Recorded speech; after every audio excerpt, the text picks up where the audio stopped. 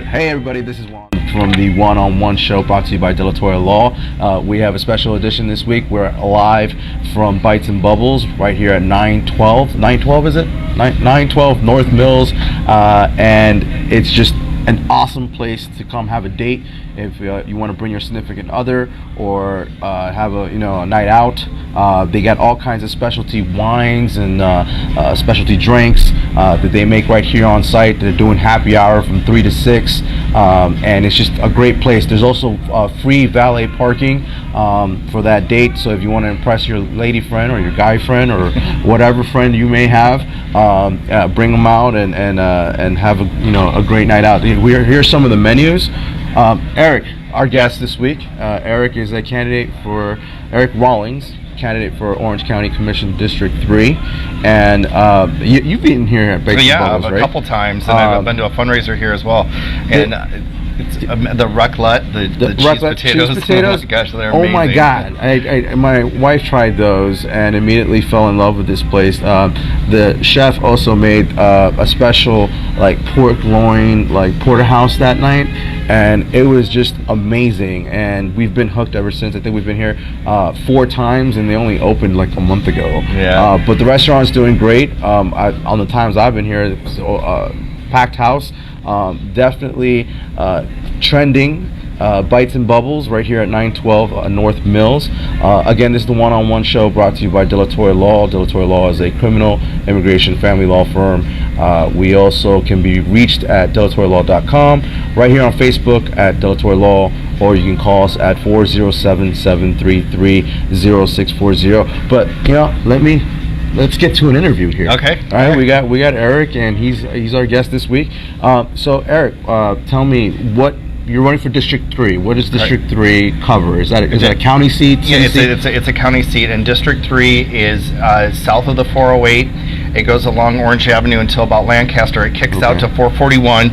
It goes all the way to 528 or the Florida Mall. All the way back over to the airport. It winds around Lee Vista, ends up at Dean Road, heads north on Dean Road to Goldenrod. It has a little segment over there, right? And then you go down Colonial, and then it skips down back to 408 at the executive airport and goes all the way back downtown. That's a big district. It's a lot of doors to knock on, but we're getting it done. Well, that's great. You got East Orlando, parts of East Orlando there all the way to Dean, parts of South Orlando all the way down to the Florida Mall.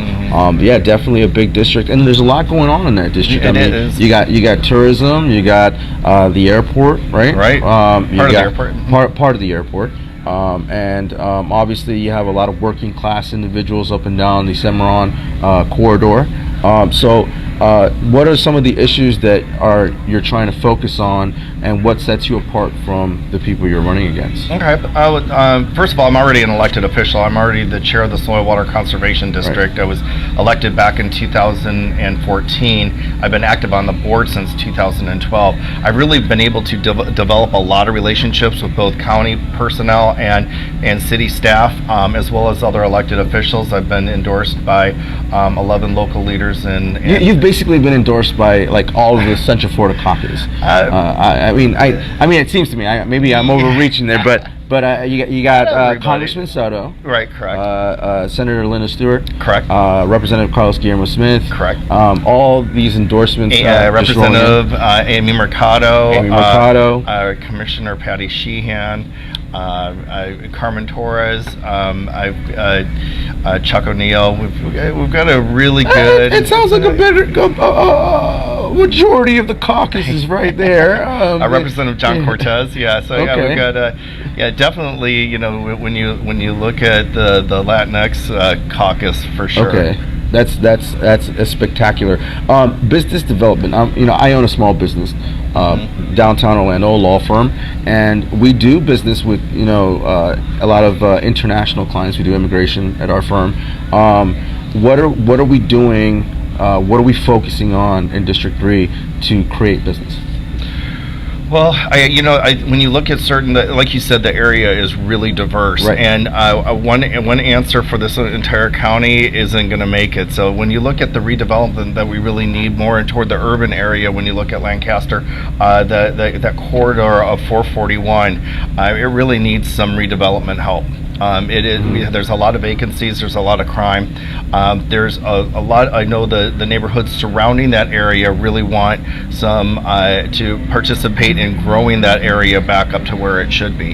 Yeah, off camera, you had mentioned some of the things about transportation and how transportation, with such rapid growth in our region here. And I think dating back all the way to the early 2000s, Central Florida has been amongst the fastest growing regions in the entire country, and such an important place to live in. The famous I-4 corridor. I used to be a campaign consultant myself, so it's a really microcosm of the entire state of Florida. I mean, really, you got a lot of moderate, middle of the road people living in the I-4 corridor and here in Central Florida, and all kinds of different mixes. You got the snowbirds moving from up north, and welcome to all the new Puerto Rican residents that have moved here and in the wakes of Hurricane Maria and Hurricane Irma, and then obviously a lot of other different Latinx, Latinos, and then the growth of UCF obviously showing us a lot of students that come here. I'm one of them. I came here to go to UCF, and I ended up staying. Yeah. And I think there should be more of that right now, because I think a lot of times when we have such amazing schools here, when you look at Rollins, you look at Valencia, you look at UCF, you look at FIT, you look at Full Sail. What we're noticing a lot is that our labor pool for highly skilled, highly trained people, that once they get their diplomas, they leave. They go to Atlanta, they go to a different city, and I would like to see people stay here. And I was also at additional, where some people that are graduating from high school, or they don't want to do a 4-year degree, that really work with the unions and really work with the people to develop an apprenticeship program, or use some of the apprenticeship programs that we already have to create higher paying jobs and keep the people here. Because when we hear about Amazon coming in, and that that we were in the running, if you look at the criteria that they needed a better transportation system. They needed a pool of people that they could hire, and we just didn't have that. And and then you look at affordable housing. So all these are kind of roped in together, and with especially with transportation, that was one of the key components that we didn't get Amazon. And I think that going forward, that the growth. I mean, it's Friday afternoon right now. I bet you're sitting in traffic. We're going to lose federal funding for Sunrail in 3 years. I believe that we need to play a better game with links and have a dedicated funding source, whether it is a tax or a fee, if you will, for $1 or $2 a day on car rental. So we can fund that, and we can also explore sales tax, but a sales tax that would be above a certain threshold, maybe for luxury. You mentioned that, and thank you very much for tying that transportation issue back. One of the things that you mentioned off camera, if I'm not mistaken, was also increasing safety at bus stops, also increasing the amenities, such as maybe providing Wi-Fi on public transportation in order to give increase ridership and give those riders an incentive to come on board. But real briefly, I'm sorry, Eric, I want to plug our event.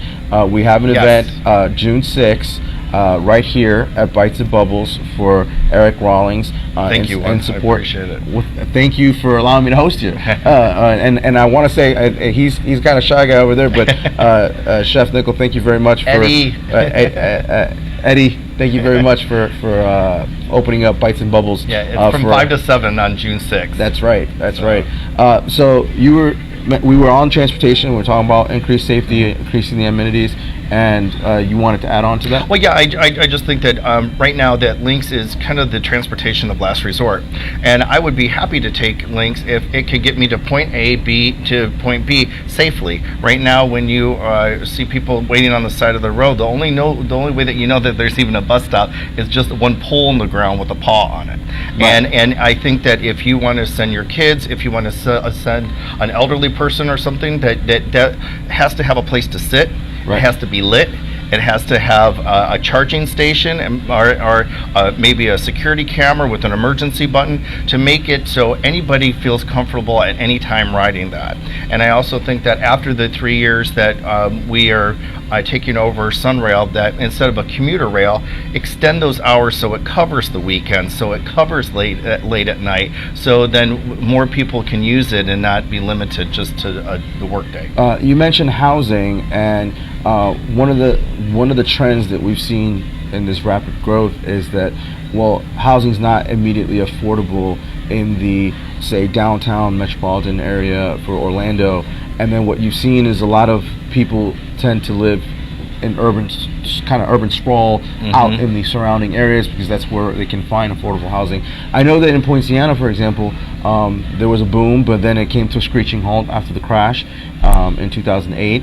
But it seems like it's coming back now, and With the vengeance. right. And speaking of Sunrail, so they're doing an extension all the way Right. down there, and then you got it going up to Volusia. But we're gonna reach a problem if we're not working together with other counties. I mean, if what's special about Orange County and the Central Florida region is that we're tightly packed here. I mean, I'm originally from Miami-Dade, and we had it.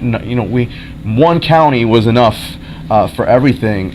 But over here, you got Seminole, and you got Osceola, and you got Orange, and Volusia, and all these counties are affected by the Sunrail deal. So, what are we doing? What do you have in mind for that inter-county cooperation? They all when the federal funding cuts off, then it is the responsibility of the other counties to pick up the tab for that. Right. Now, Volusia County is going to have a little bit more trouble because their service isn't what we thought it would be in the beginning. Now, at the end of the summer, you'll have the Kissimmee bus stop, you'll have Meadowwoods, you'll have Poinciana. All those stops will be open, a total of 4. So that connectivity, I think, will boost ridership because then you're going to be accessing a lot more people from the south that are going to Disney, to Universal to work. So I think that's going to be a big plus and a step in the right direction. But what I don't see is the funding that is going from Sunrail to the airport. Because I think with the other property or the other counties that you mentioned,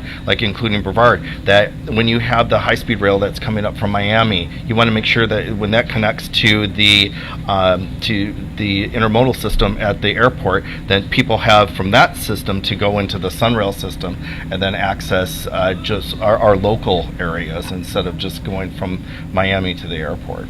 Well, there you have it. I think we're out of time.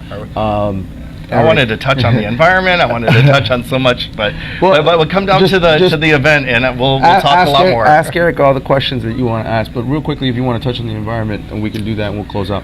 Sure. I just, when you were mentioning urban sprawl, that I think that on a planning level, so many of us have moved down here, and we are the 4th fastest growing metropolitan area in the entire United States, and I think that it's really important that we preserve our green space. And a lot of the reasons that we moved down here is because of our natural resources, and I feel that some of them are under threat, like Split Oak.